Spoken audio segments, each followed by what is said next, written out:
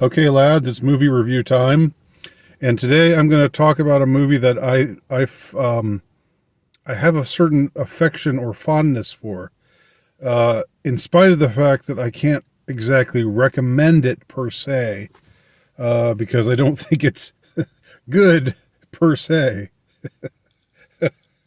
but yet it's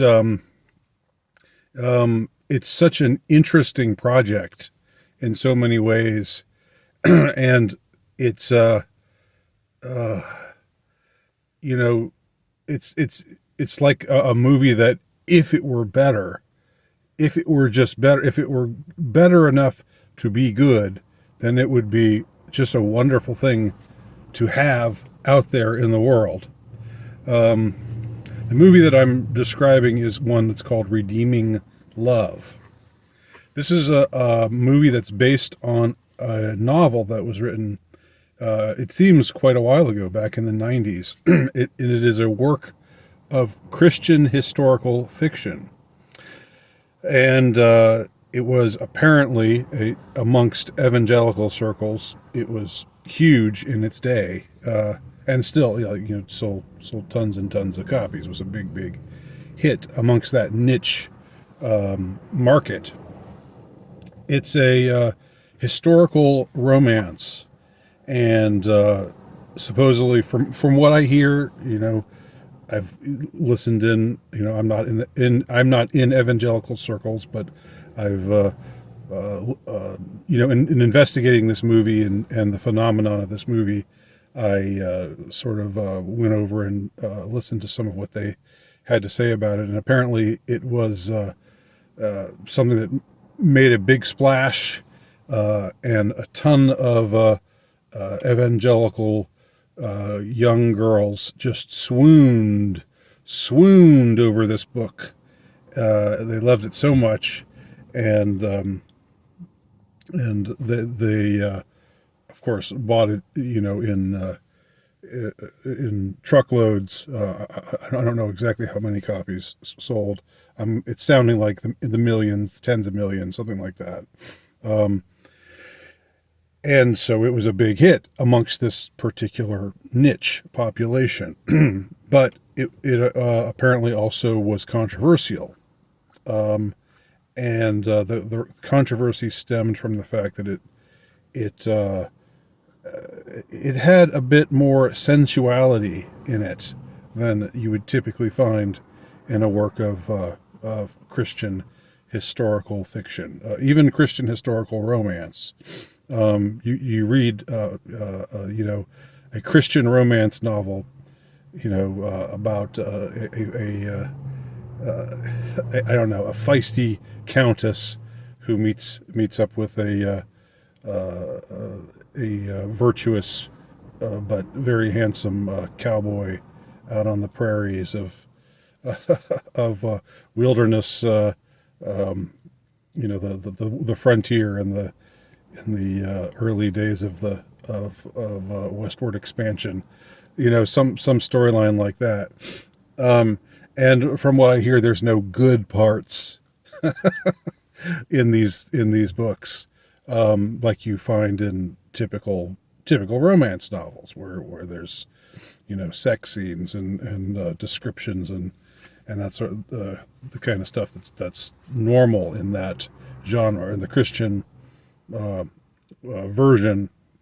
variation of that type of novel, that bit of detail is usually not there, because it's not thought to be proper. It's not, you don't want to you don't want your readership to indulge in lust. It's not it's not a good thing. It's an improper. It's improper to conjure up lustful or desirous thoughts illicitly in your readership. So this book apparently, even though it depicted a Christian relationship and a married relationship, and all of the sex that took place that was described in a positive way was within the bounds of matrimony, it was still controversial. It was also controversial for some other things, some theological related issues, which I might get into in a second if I have some sort of grasp on them, which I'm not quite sure that I do, but I'll try. I'm trying my best. So this movie was met with quite a bit more controversy because, books leave things to the imagination. By their very nature, you just read words and picture things in your head, but a movie puts it right out there in front of you. So a movie is a sensory experience just by definition, and so the fact that there was sensuality in this movie, plus the fact that it really dealt with topics that were difficult topics, and topics like the degradation of abuse, of prostitution, of exploitation, sexual exploitation, even of young girls, underage girls, these kinds of things. And it is a movie that's has a lot of disturbing material. Now, I don't find that it's really rendered in a way that's all that, like it's sort of, to me, it almost verges on high camp. You've got some very evil, like brothel owners and men who run these gangster type men, and they're almost twirling their whiskers, and they're very brutal and very very awful people. And there's, like I said, if it were a different kind of movie, these sorts of scenes, these sorts of characters, might almost be seen in a campy light. But this movie is supposed to be serious, right? It's very about a very serious subject, and so the disturbing stuff is depicted just as tragic and awful, which it is. I don't mean to suggest that it's not disturbing, but just that the way that it's portrayed in the movie is in a bit more of a melodramatic form than a hyper realistic kind of way that you would see in in a movie like Taxi Driver, or some other movie about prostitution or exploitation, what these people would call a secular movie, of course. So the plot centers around a girl who is very beautiful, whom we first meet as a young innocent girl, but her tragedy starts early because she is the bastard child of a bastard, of a guy who's like this rich man about town, this sort of effete, foppish type of character, and this girl's mother, Angel, as the girl comes to be known. That's not her real name, but that's what she becomes to be known as.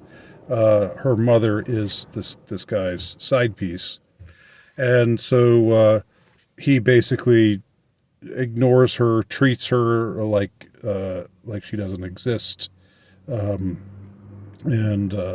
eventually they get expelled for reasons I can't quite recall right now.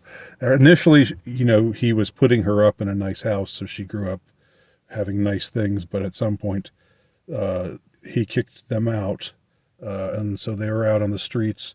So the girl's mother had to prostitute herself, and then she got consumption and died, and then the girl was left all alone and in the hands of extremely unscrupulous people.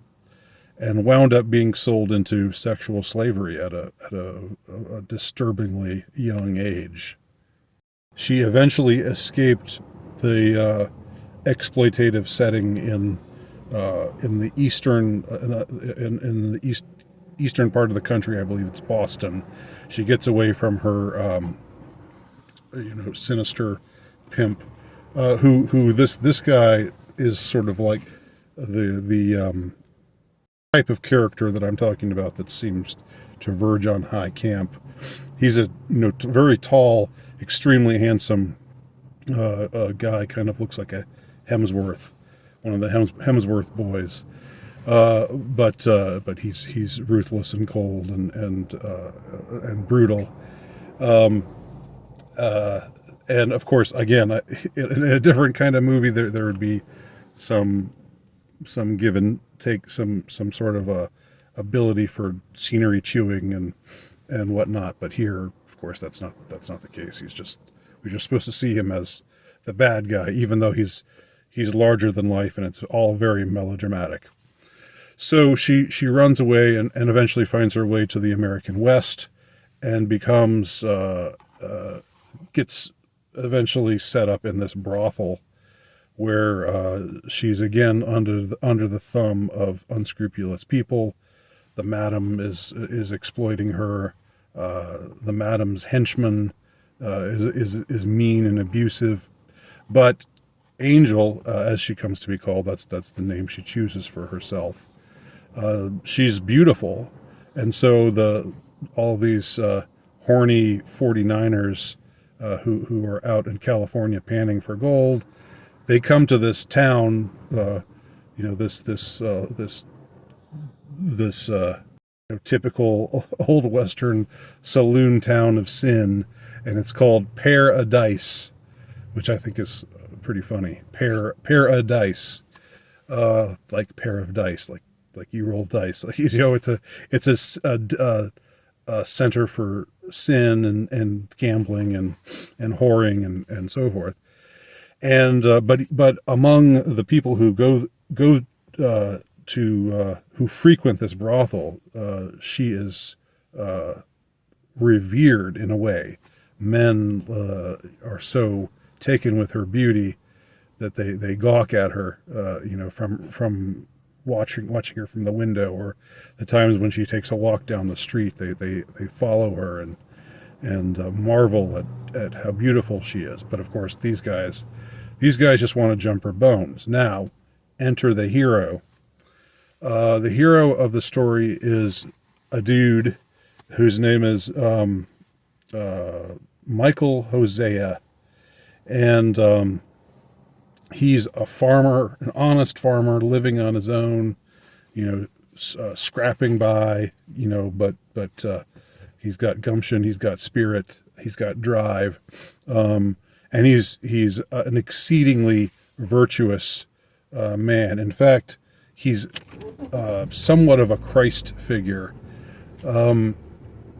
or if not a Christ figure, he's sort of a depiction of a saintly character. And I think I've remarked before, although I don't know if I've talked of it here, in any case, when I've been talking about movies or when I talk about art, but I have remarked before how difficult it is to portray saintliness in art.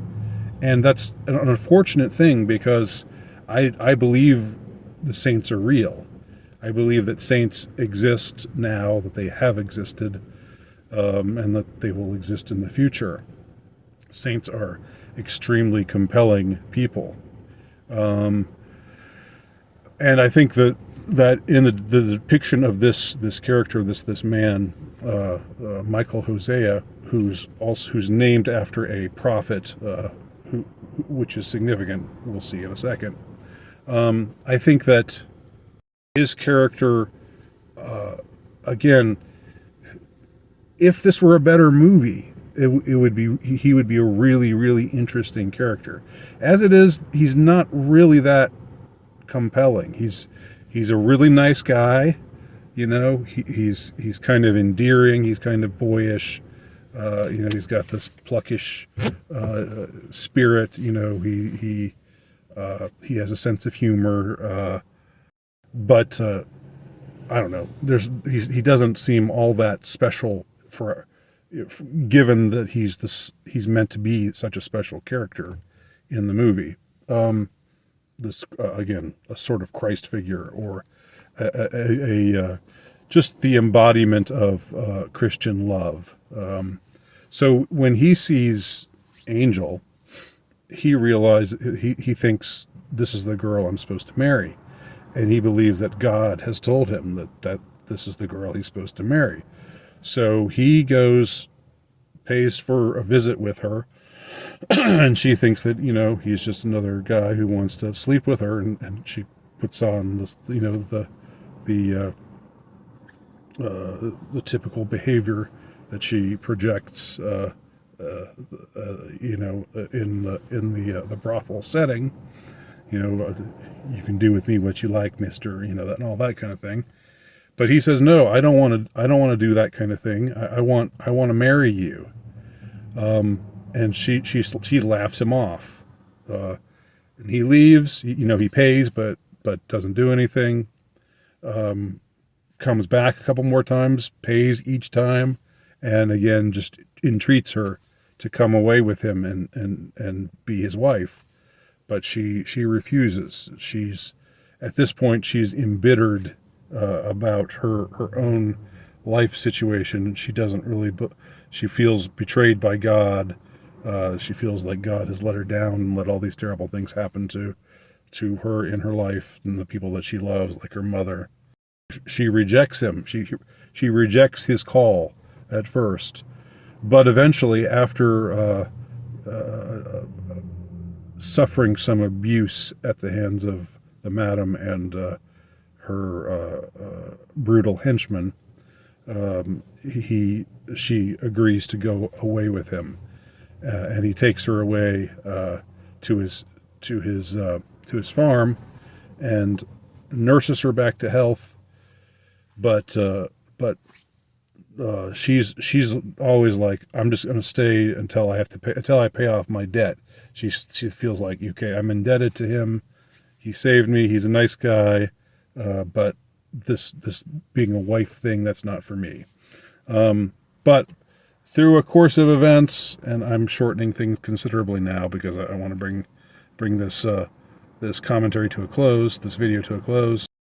After relapsing a couple of times, going back to the life that she left, and him, Michael Hosea, not stopping her, not preventing her, him knowing that if she's going to be with him, it's going to have to be her will that decides it. Eventually, through a series of events, she does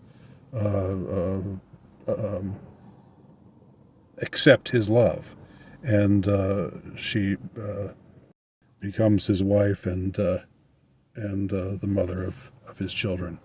Of course, it has a very happy ending. There was initially some a question. I guess this is spoiler territory. I should have warned you all about that. But question as to whether she would be able to have children, because one of the terrible things her pimp did to her was force her to have an abortion, and that supposedly messed with her ability to have children.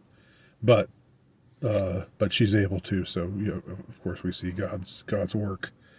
God works a miracle in more ways than one. I think it would have been more interesting if after she agreed to stay with him, she was not able to bear him any children, but he still loved her, and even though he wanted children, he accepted that he had to make this sacrifice. That would have been in a way more compelling, but I guess it makes the audiences happier to see that they're an actual family at the end. I have a lot of affection for this movie. In some ways, it's quite well filmed. It's the cinematography. I can't say much about cinematography. I don't have much of a vocabulary for it, but to me, it looks there are lots of beautiful scenes, beautiful shots. The set piece of Paradise is well built. Most of the acting is pretty good, although some of it's hammy, some of it's a little over the top. There's a definite major undercurrent of melodrama here.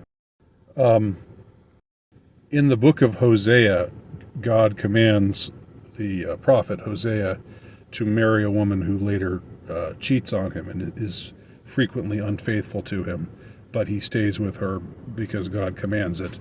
And it's somehow fitting because Israel has been unfaithful, and Israel has played the harlot, so it's fitting that their generation should be from a disgraced woman, and that's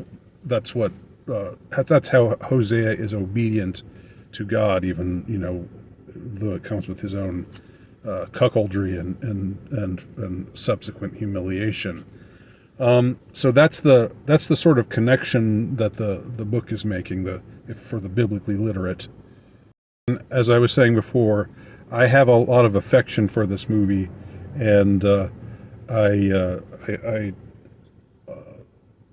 think it's worth checking out just for the curiosity of it. It touches on a lot of things that interest me. I think that faith should be incorporated in art for those who are faithful and those who seek to bring faith to their art, like Flannery O'Connor, etc. et al. This film fails as art, but it's still an interesting effort. So if you've seen it, let me know your thoughts below, and thanks for watching.